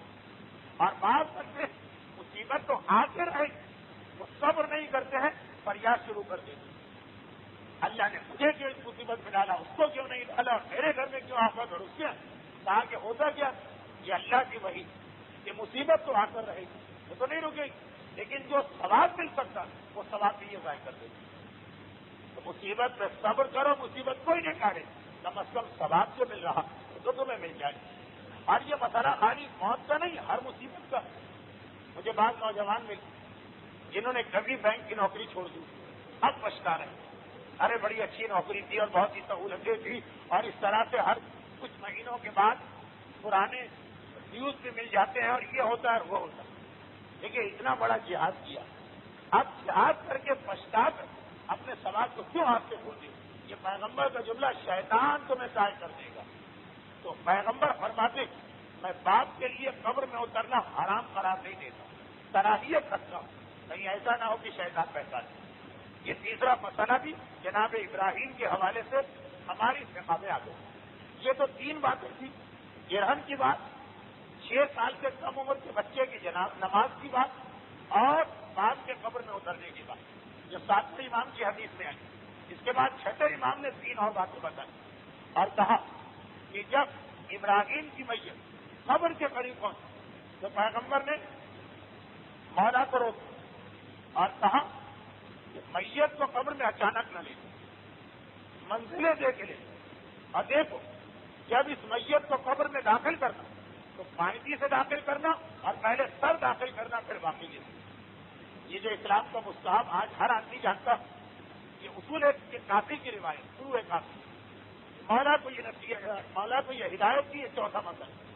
5واں مسئلہ، جب قبر کو بند کر دیا تو پیغمبر نے علی سے کہا کہ اے علی قبر کو زمین کے برابر نہ رکھ، بلکہ 4 انگل قبر کو زمین سے بلند کر، قبر زمین کے لیول پہ نہ ہو، تھوڑی بلند۔ یہ حکم بھی جناب ابراہیم کی قبر کے موقع سے سامنے آیا۔ اور 6ٹھی بات کہ جب قبر کو بلند کر لوگ واپس چلنے لگے تو رسول کی نگاہ پڑی، دیکھا کہ قبر میں چھوٹا سا سوراخ، یعنی وہاں پہ مٹی کم ڈالی گئی۔ پیغمبر فوراً لوگ اپنے ہاتھوں سے مٹی اٹھا ایک جملہ کہہ کر اس سوراخ کو بند کہ اگر کہ مجھے پتا کہ قبر میں آدمی فنا ہونے والا، لیکن اللہ مومن سے یہ چاہتا کہ جب کوئی کام کرو یہ سمجھ کے کرو کہ یہ ہمیشہ باقی رہنے والا ہے۔ اگر جو پتا ہے کہ یہ ہمیشہ نہیں رہے گا، اگر مومن کی یہ ذمہ داری۔ اب یہ بہت ہی اہم عام نصیحت بھی، اور خاص قبر کے بارے میں بھی سوال کرتے ہیں لوگ، قبر کو پختہ بنانا کیسا ہے؟ 2 چیزیں آئیں۔ جب دفن کر رہے اس وقت ہاتھ کے ہاتھ قبر کو پختہ بناؤ تو نہ صرف یہ کہ اس کی اجازت ہے بلکہ یہ مستحب۔ یہی جناب ابراہیم کے واقعے کہ ذرا سی رسول کو کمزوری قبر میں نظر روک کر اپنے ہاتھوں سے اسے پورا کیا اور کہا کہ چاہے پتا بھی ہو کہ چیز ختم ہونا، لیکن مومن کی نشانی یہ کہ کام کو مضبوط اور مستحکم کرنا۔ ہاں، جب ایک مرتبہ قبر کو سچا چھوڑ دیا پھر واپس آ کر اسے پختہ بنانا یہ مکروہ ہے۔ عجیب مسئلہ، قبر کو پختہ بنانا مکروہ بھی ہے، قبر کو پختہ کرنا مستحب ہے۔ اسی دن اسی وقت جب قبر بن رہی پختہ بناؤ، اس کا ثواب، اس کے بعد پختہ بناؤ، اس کی کراہیت۔ ہمارے یہاں بعض علاقوں میں الٹا رواج ہے، اور کسی نامعلوم وجہ سے لوگ سمجھتے کہ 40ویں تک قبر کو کچا رکھنا، 40ویں کے بعد پختہ کرنا حرام، اس میں کچھ نہیں، مستحبات و مکروہات کی بحث۔ تو جناب ابراہیم کی موت کے حوالے سے یہ 6 فقہی مسئلے عالم اسلام کو ملے: نماز آیات، نماز جنازہ، میت کو کس طرح داخل کیا جاتا، میت قبر میں باپ اترے کہ نہ اترے، قبر کو بلند کرنا اور قبر کو پختہ کرنا۔ 1.5 سال کا یہ بچہ، اور اس کے حوالے سے احکامات فقہ مکمل ہو رہے۔ البتہ اس دوران پیغمبر روتے تو رہے اور مسلسل روتے رہے، یہاں تک جب جناب ابراہیم قبر میں دفن کر رہے تو بڑا عجیب جملہ پیغمبر نے کہا جو مومن کے لیے ایک گائیڈ لائن: سب دل عین ویحزن القلب ولا نقول ما یسخط الرب۔ آنکھ رو رہی، دل ٹکڑے ٹکڑے ہو رہا، لیکن ولا نقول، ہم کوئی ایسی بات نہیں کہتے جو یسخط الرب کو ہمارے پروردگار کو ناراض کر دے۔ بڑی سے بڑی موت، آنکھ روئی، دل ٹکڑے ہو، مگر خدا کو ناراض کرنے والی کوئی بات نہیں کہنا. اے ابراہیم، اب ہم تمہارے لیے کچھ نہیں کر سکتے، نہ تقدیر الہی کو پلٹا سکتے. اگر اللہ کا یہ وعدہ طے شدہ نہ ہوگا کہ تمہارے بعد ہم کو بھی مرنا، تو ہم تمہارا زیادہ غم کرتے. لیکن جب ہم کو پتا یہ رسول کا خطبہ کہ تمہارے بعد ہم بھی یہاں پہ آ رہے ہیں، تو تمہارے ساتھ ہم اپنا بھی غم کر رہے ہیں. اس موقع رسول کو روتا دیکھ عبد الرحمان ابن عوف نے ایک اعتراف کیا، اے اللہ کے رسول، آپ پر رو رہے ہیں، آپ کی آنکھوں میں آنسو جاری. پیغمبر نے کہا، اے عبد الرحمان، جب دل جلتا تو آنکھ میں آنسو آنا ضروری، یہ تصور ہی غلط. ہم کھلا کا ہم بھی ماتم کرتے ہیں، مگر یہ رونے کو تیار نہیں. رسول نے کہا جب دل جلے گا آنکھ میں آنسو آئیں. اللہ کے رسول یہ جملہ سن، اللہ کے رسول آپ نے تو ایک مرتبہ مردوں کو رونے سے روکا. پیغمبر نے کہا کہ اے ابن عوف کے بیٹے، میں نے کبھی کسی کو مردے پہ رونے سے نہیں روکا، بلکہ میں نے کہا کہ مرحوم پہ رونا یہ دل کے نرم ہونے کی نشانی اور نہ رونا دل کے سخت ہونے کی نشانی. ہاں، میں نے روکا کفر کی باتیں کہنے سے. کوئی مر گیا اس کفر کی بات، وہ کون اللہ ہے جس نے ہمارے بیٹے کو مار دیا، اس کی تو ابھی معافی نہیں آئی. اس قسم کی بات میں نے روکا ہے کفر کی باتیں کہنے سے اور ایسی باتیں کہنے سے جو صبر کے منافی، اس سے روکا ہے. لیکن رونے سے نہیں روکا، ماتم سے نہیں روکا. بس یہی ہماری آج کی تقریر اختتام کو پہنچی. کچھ سوالات ہمارے پاس پہنچے. پہلا جو سوال پہنچا ہے یہ ہمارے موضوع سے خارج ہے، سیرت رسول اور خصوصاً اس وقت سلسلہ چل رہا کہ کیا رسول اور امیر المومنین سید تھے کہ سید نہیں. اس میں ایک ایسا سوال ہے کہ جس کا جواب اس وقت ممکن نہیں ہے. انشاءاللہ خطباء کرام، ساکرین اسام مجالس میں اس کا جواب دیتے رہتے ہیں. سوال وہاں بھجوا دیجیے گا. یہاں اس وقت یہ خاص تاریخی ترتیب ہے، اس میں اس سوال کا جواب دینا میرے لیے مشکل ہے. انشاءاللہ ایک کوشش کرنے کا وعدہ کرتا ہوں، وہ یہ کہ ماہ رمضان المبارک میں آپ کو معلوم ہے کہ جب بھی میں کراچی میں ہوتا ہوں کوشش یہی کرتا ہوں کہ آپ حضرات کی خدمت کر سکوں. اس لیے کہ آج ناریل پھوڑنے کا جو ذکر ہوا یہ اس وقت کی بات تھی جب میں پہلی مرتبہ کھارگر میں داخل ہوا ماہ رمضان.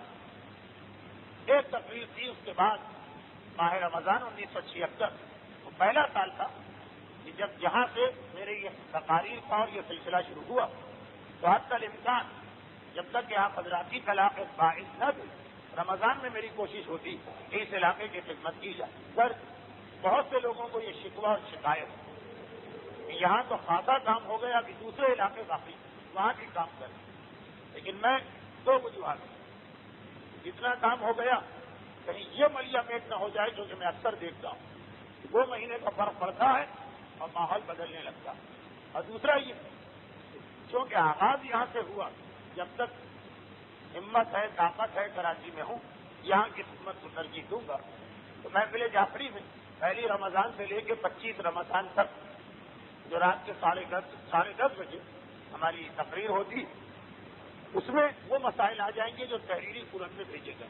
آج تو بالکل بھی وقت نہیں رہا، میں کیا سوچے ہوئے تھا اور کتنا وقت اس تقریر میں نکل گیا. اور پھر مسئلے بہت دقیق قسم کے ہیں، البتہ جو ایک ایک جملے کے ہیں ان کا جواب دے. مختصر کر دوں سوال کو کہ اگر نماز میں کوئی دعا پڑھے اور اس کے ساتھ اس کا ترجمہ پڑھ لیں تو کیا یہ نماز صحیح؟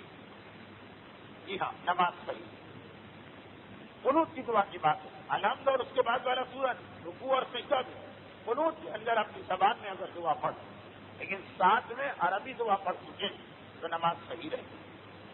دوسرا سوال، عورت کو رکوع میں کتنا جھکنا ہے؟ اب اس کے بعد اور بہت ساری انہوں نے تفصیل دی.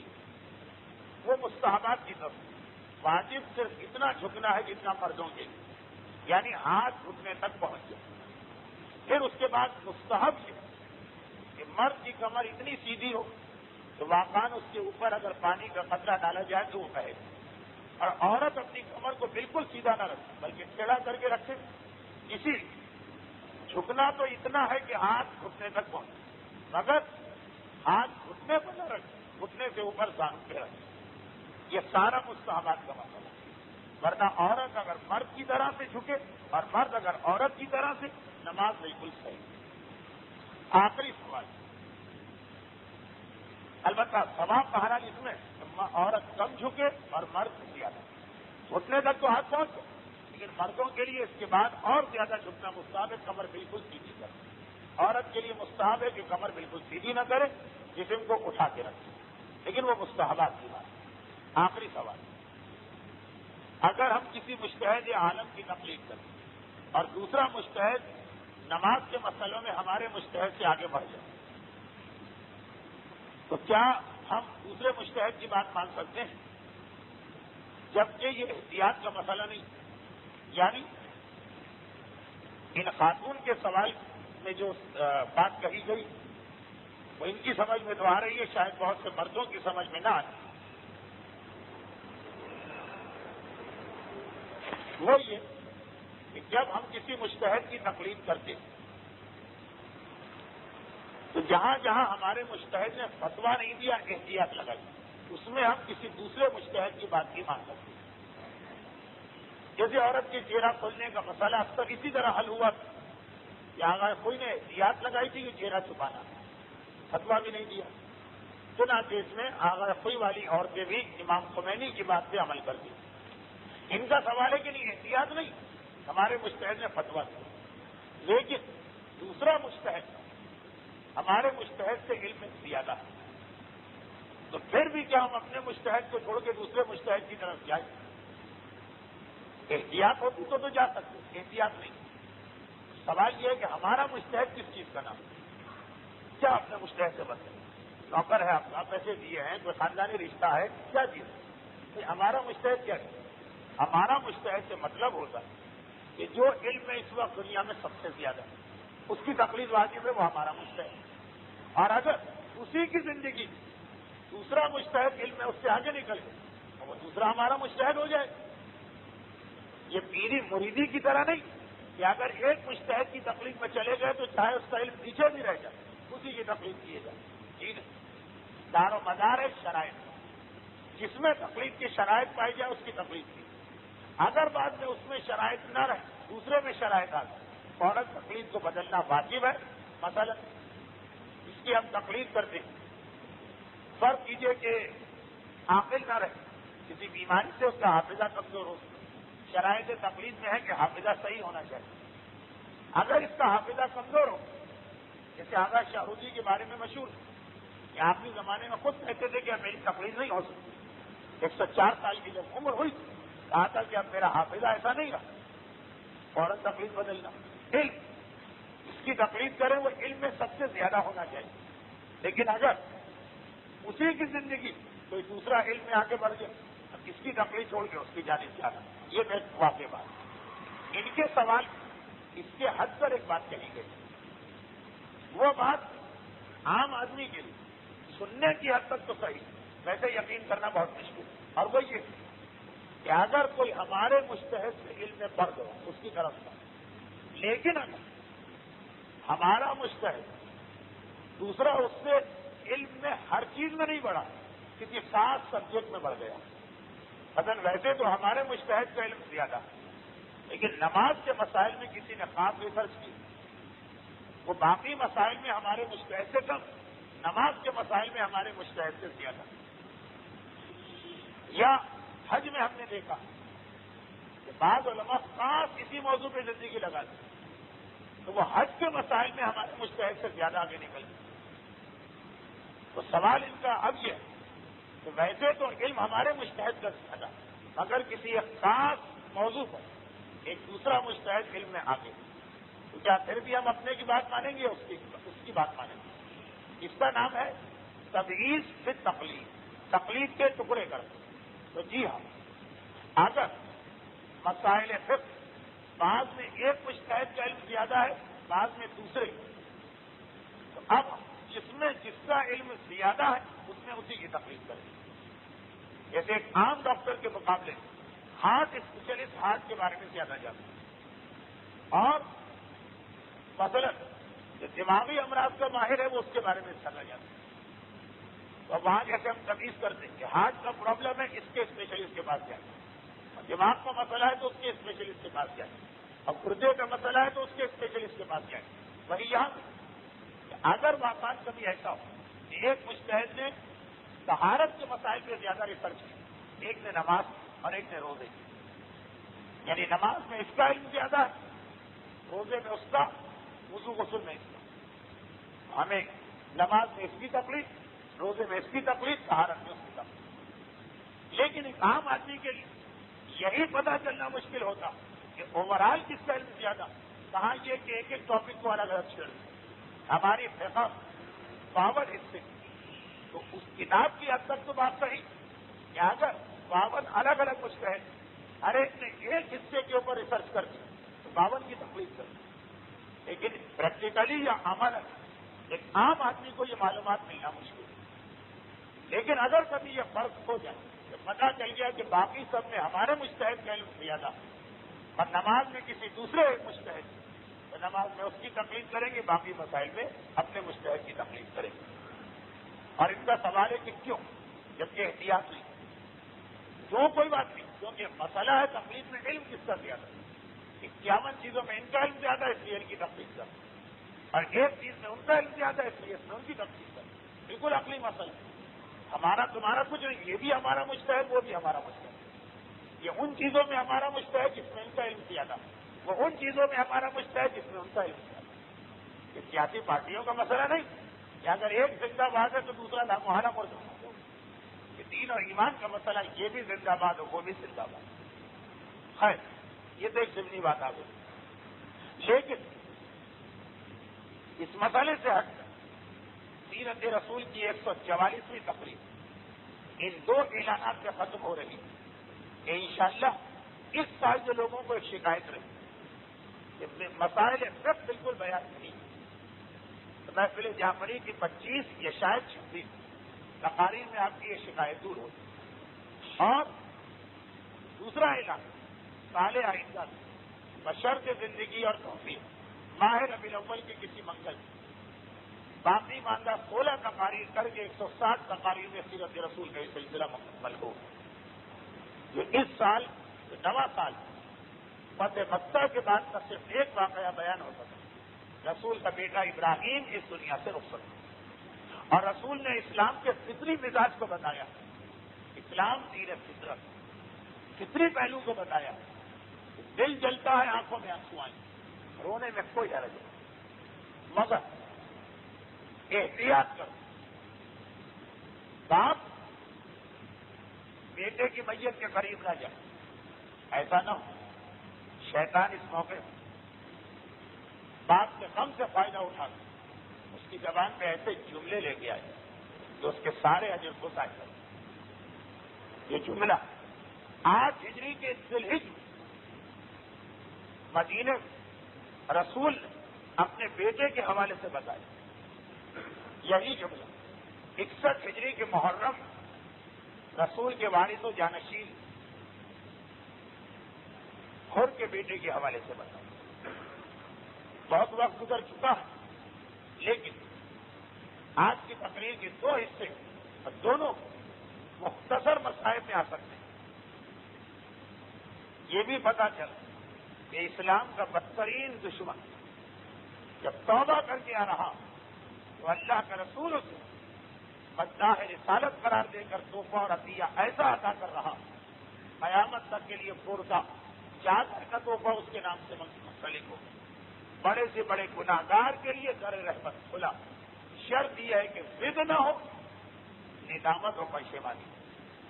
اور دوسرا ہی بیٹے کی موت ایک ایسی موت کوئی بات تو اس طرح برداشت نہیں کر سکتا ہے کہ آنکھ میں آنسو بھی نہ. سیرت رسول کے یہ دونوں پیغام حسین المنی میں جا کے جمع ہو رہے ہیں. میدان کربلا ارباب مقاتل و ارباب ممبر کے حوالوں کے مطابق عاشور کی صبح آ چکی. لشکر عمر 7 تیاری کر رہا اور اس لشکر عمر 7 ایک ایسا شخص بھی تو اب تک کربلا کے تمام مطالب کا برابر سے ذمہ دار ہے۔ اب تک کربلا میں جو ظلم ہوئے ہیں عاشور کی صبح تک اس میں برابر سے حصے دار، اس کا نام ہے حر ابن یزید الریاحی۔ اس لیے کہ حسین کے قافلے کا راستہ نہ عمر سعد نے روکا ہے نہ شمر نے روکا۔ وہ کون؟ یہ قافلہ چلا جا رہا تھا جس میں نہ کوئی اسلحہ نہ سپاہی، کچھ بچے کچھ خواتین ہیں کچھ بوڑھے اور چند نوجوان۔ وہ حر تھا جو جا کے حسین کے گھوڑے کی لگام پہ ہاتھ ڈالتا، خود اس کا جھوٹا کہ ادھر میں نے حسین کے گھوڑے کو روکا اور ادھر محفلوں سے سیدانیوں اور زینب و کلثوم کے رونے کی آواز آنے لگی۔ زینب کو اس کا بابا بتا چکا کہ جب حسین کا راستہ اس طرح روکا جائے گا تو گویا آغاز کربلا۔ کون جو حسین کو کوفے سے کربلا لایا؟ شمر کربلا نہیں لایا، عمر سعد کربلا نہیں لایا۔ وہ کون تھا کہ جب 2 محرم حسین پانی کے قریب خیمے لگانا چاہے تو اس نے کہا تھا کہ پانی کے قریب خیمے نہیں لگ سکتے۔ ابھی نہ ابن زیاد کا کوئی خط آیا، نہ حرملہ اور شمر یہاں پہنچے، ابھی کوئی نہیں ہے۔ یہ خود پہلے دن سے کہہ رہا خیمے پانی کے قریب نہیں لگے۔ اور وہ کون تھا جو ہمارے ساتھ کو خط لکھ کے کہہ رہا حسین ہمارے قابو میں آ چکے ہیں، فوجوں کو بھیجا جائے؟ کون ہے؟ اس کی رپورٹ میں کبھی ہمارے ساتھ کا لشکر آتا، کبھی شمر کا لشکر آتا، کبھی پوری کی فوج آتی ہے، کبھی حرملہ کا دستہ آتا۔ اس کا نام خود وہ کون جو اس میٹنگ میں برابر سے شریک جو 7 محرم کو ہوئی اور اس عنوان سے ہوئی کہ حسین اور حسین کے بچوں پہ پانی بند کیا جائے گا، فرات کے کنارے صحرا اور جنگل کے جانور بھی پانی پیے گی، اولاد رسول کو پانی نہیں ملے گا، اور اس میٹنگ میں برابر سے شریک ہے۔ وہ کون؟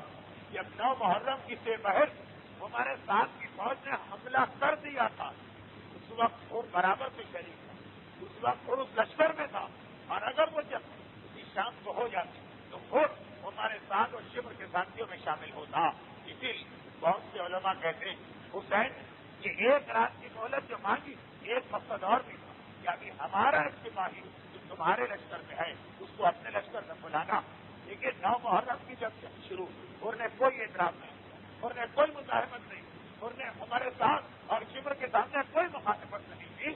اس رات اگر یہ لڑائی ہو جاتی اور اس لشکر میں شامل ہوتا تو اللہ کے مستحق قرار آئے، مگر 10 محرم آ گئی، عاشور کی صبح آ گئی۔ خدا خندو کس چیز نے اور کے دماغ کو اتنا بدل دیا کہ ابھی 12 گھنٹے پہلے لشکر حسین پہ حملہ کرنے والوں میں شامل، اور ابھی ایک مرتبہ توبہ کرنے کے لیے تیار۔ بعض ارباب ممبر سے سنا ہے کہ جب آخری تیاری کر رہا تھا لشکر کے اندر اپنے خیمے میں سامان اسلحہ سامان جنگ جمع کر رہا تھا تو اس کے ساتھ میں کسی بیوی کی آواز آئی تھی۔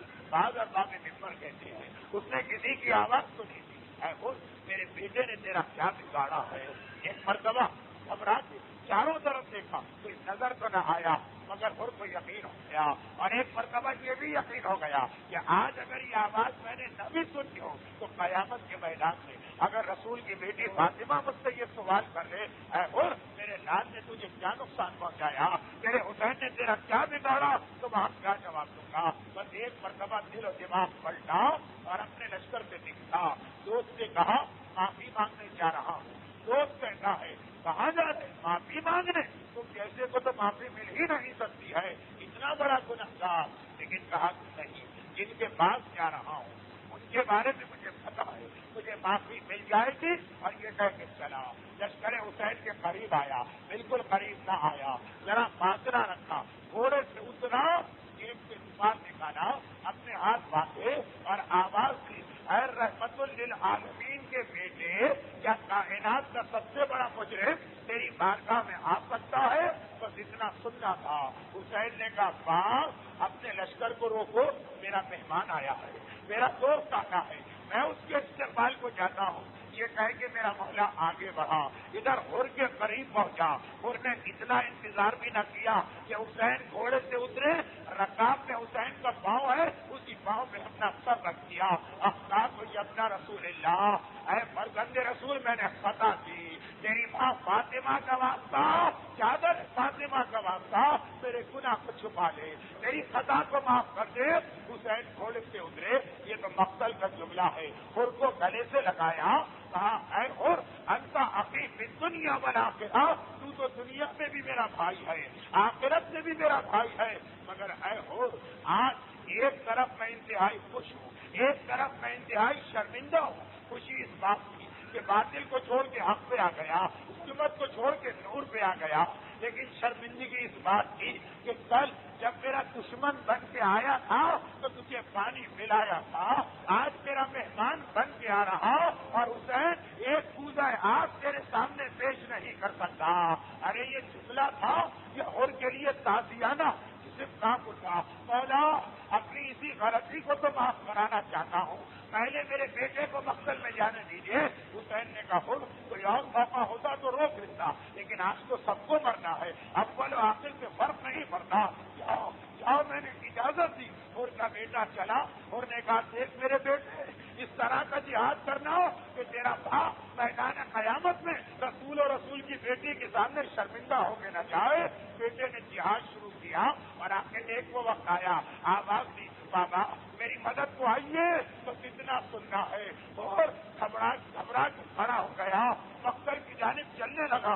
حسین نے روکا، خود کہاں جا رہے؟ کہا مولا میرا بیٹا مجھے پکار رہا ہے، اتنی اجازت دیجیے کہ بیٹے کے قریب جاؤ۔ حسین نے کہا پریشان نہ ہو، یہاں بیٹھو، یہاں انتظار کرو، میں جا رہا ہوں، تم میرے مہمان ہو، تمہارے بیٹے کا لاشا میں لاؤں گا۔ اب سنو سنو، میرے جج نے کہا ہے بوڑھے باپ جوان کا لاشا نہیں اٹھاتے ہیں، بوڑھے باپ جوان کے لاشے کو ہاتھ نہیں لگاتے ہیں، انتظار کرو، میں تیرے بیٹے کا لاشا لا رہا ہوں۔ مولا ہم آپ کے قربان، آپ نے بالکل صحیح کہا، آپ کے جج کا فرمان ہاں، بوڑھے باپ جوان کا لاشا نہیں اٹھاتے، لیکن اتنا اور بتا دیجئے جو اصول ان کے بیٹے کے لیے ہے، جب آپ کا جوان اکبر گھوڑے سے زمین کربلا کر گرا تو بوڑھا باپ ارے کس طرح جوان کے لاشے پر پہنچا ہوگا۔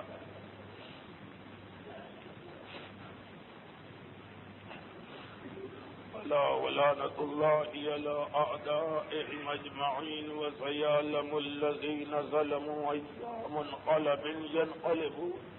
خداوندہ تجھے واسطہ حسین کے جوان اکبر کا، تمام صاحبان ایمان کو دنیا اور آخرت کی ہر پریشانی، خصوصاً اولاد کی ہر قسم کی پریشانی سے محفوظ فرما۔ پروردگارہ تجھے واسطہ